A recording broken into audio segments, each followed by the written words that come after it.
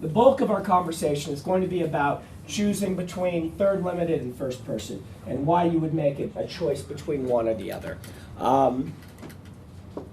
Anyone who's not taken the class before, so no cheating. Tell me, why would you want to pick one or the other? What do you think the difference is between these? What do they do? Yeah. We talked in the past about having characters that don't start off being relatable. If you have that character in a first-person viewpoint, it will turn more people off because they have to put themselves in that person's head. Yeah, that's true. You could, first person tends to be, let me just say this, you tend to want to keep to many fewer viewpoints. Okay, so let's put a bold up here. Fewer. Why would you want to keep to fewer viewpoints? Because if you have people that are trying to put themselves in the character, it really breaks the magic if they have to keep switching between. Okay, yeah, that's reasonable. Really hard to distinguish between people. Yeah, because they're all going to be saying I. And because of this, and a lot of times when you read first-person narratives, you don't know the main character's name, right? Like I couldn't tell you the main character's name from Uglies. If I thought about it, maybe. But it's because they're, you use a lot of I. Starts with a T. Yeah. That's just the thing. So fewer viewpoints is usually the suggestion on that. And because of that, this is a legitimate thing. If you're going to have a really nasty viewpoint, you could not maybe want to do first person because of that, the immediacy and the closeness. When you have a first-person character, if you have a very, very interesting character, a first-person perspective might help you explore that character throughout the entire story. Yeah. One interesting voice. Sorry, it says voice. So we're going to do this as first. This is the worst table ever. Okay, one interesting voice can just really be shown off in a first person. Because if you've got a character voice that's just engaging and fun and interesting, I bet the YA group can point out some examples of books that do this, because it's something that YA tends to do really well. You just want to read about their voice. A single first-person narrative from them can be just charming. Yes? You have to limit the amount of information that you're giving out, because if you think about like something like Fight Club, the reveal at the end of Fight Club, Right, would be surprising if you're going from third person.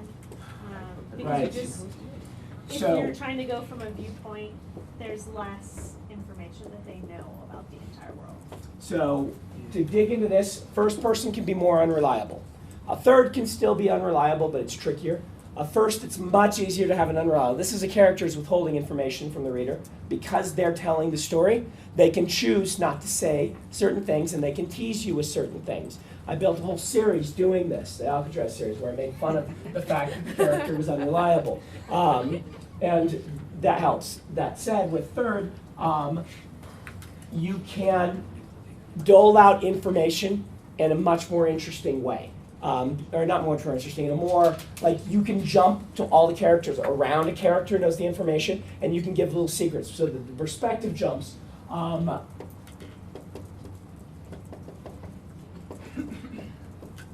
The perspective jumps can help you dance around that unreliability. You can withhold the information by who you show, whose eyes you show. So it can be an advantage depending on what type of story you want to do. Do know that you can do an unreliable third person, and you can do a third person who withholds information. It feels like cheating every time I do it, okay? Because if the character knows something, you really got to, here's a screenwriting term for it, you got to hang a lantern on it, right? If the character knows something that the reader isn't supposed to know yet, you've got to have a reason the character isn't thinking about that, and the more you do that, the more strained it's going to be on the reader. Like if you have the character think, nope, I can't think about that, too painful. The reader will generally go along with that a little bit.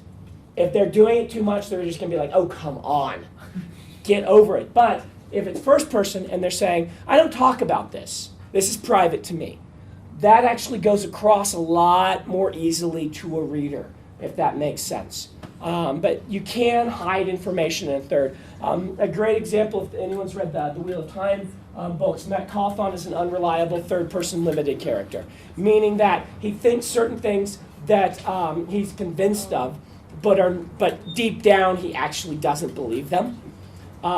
but he thinks them, and so it's like his surface thoughts and his deep thoughts are contrasting each other. And so in the third person perspective, Robert Jordan will show his surface thoughts, and that will allow, and then his actions will show his deep thoughts, and you can get across the idea that he's a bit unreliable in some of the ways he sees the world. And that's less, in this one being directly unreliable, and more being a character who has an unreliable perspective on the world. They see the world in a way that you say, okay, this is how they see the world. They're not lying to me, but they're wrong, and they show that they're wrong by what they do. So with the third person and the characters like not reflecting on something in their past or whatnot, what's a good way of making a reader accept that? Like I said, number one, don't do it too much. Number two, find a mechanism. Like I said, that you hang a lantern on it where you specifically tell the reader, yes, I'm not telling you this, but I promise I'll tell it eventually. For instance, I used Kelsier was a bit unreliable in Mistborn, first Mistborn book. And this is expanded by making him a character that from the get-go you understand is a character who is flamboyant, who has a lot of impulsive behavior, and you can follow in his thoughts when he says, I'm not gonna worry about that. That's something for later on. Whereas another character, for instance, Sazed, would not do that, and you wouldn't buy it, because Sazed is reflective, and he ponders on things, and he digs deep into them. And so though one character, because of how I established the character, can be unreliable, where another one couldn't be unreliable. And then when Kelsier will think about, because I had to shadow the plot, his true plot, for what was happening at the end of the book, which I won't tell you. I don't want to give the spoiler for anyone who hasn't read it. But he has a deeper plot. But what I would do that. The mechanism is when he got close to it, you think, no, that's only the emergency contingency plan. I don't want to have to do that. Let's not dwell on it. Which again is what we call hanging a lantern on it, where that's basically me promising you as the reader, hey, yes, I'm withholding some information. You will find this out eventually. Yes, you're smart for noticing. Pay attention, and you'll be rewarded. Which makes readers more likely to accept it. But again, if you do it too much, they're not going to like it, okay? And it's legitimate that they're not going to like it because it's kind of a dirty trick. All right? Fair enough.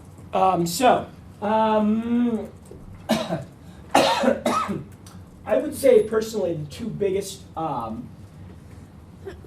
things to think about is the number of viewpoints you want to use between the two. Third person limited tends to be much stronger at a ton of different viewpoints. And first person tends to be stronger at a single or maybe two very dynamic viewpoints.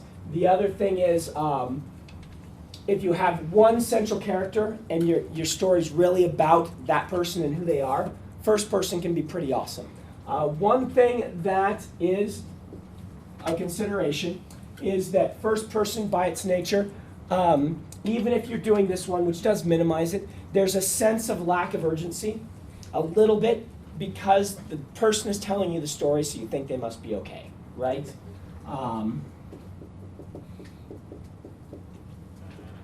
Now this can be totally mitigated. The best first person stories will not make this a hindrance, they'll make it part of it. For instance, you know that Quoth lives in Name of the Wind because he starts telling his story and it's all a flashback. The urgency is not whether his Quoth is going to live, but it's like, oh no, he's setting himself up for a major failure. The whole series is basically about how this hero becomes a broken innkeeper who's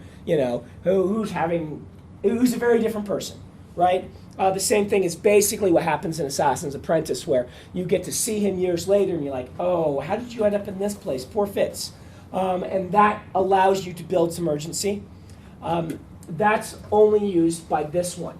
In this one right here, there's just a slight twinge in the reader that, yeah, they're telling me a first-person story, so they're probably going to survive through it. So keep that in mind. That said, the twist that it's first person, but there are ghosts telling the story, that's been done a lot. That doesn't mean you can't do it.